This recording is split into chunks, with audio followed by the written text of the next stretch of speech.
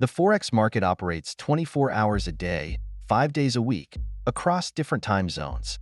But not all hours are created equal. Here are the best times to trade Forex.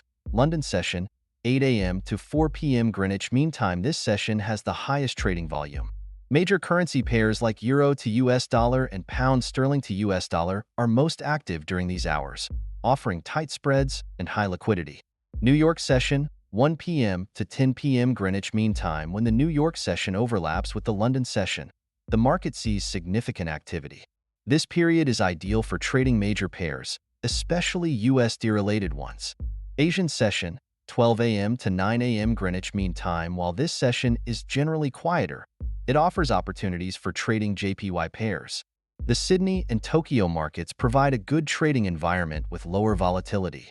Best overlap periods. The overlap between the London and New York sessions, 1 p.m. to 4 p.m. Greenwich Mean Time, is the most volatile and liquid period, making it the best time to trade Forex.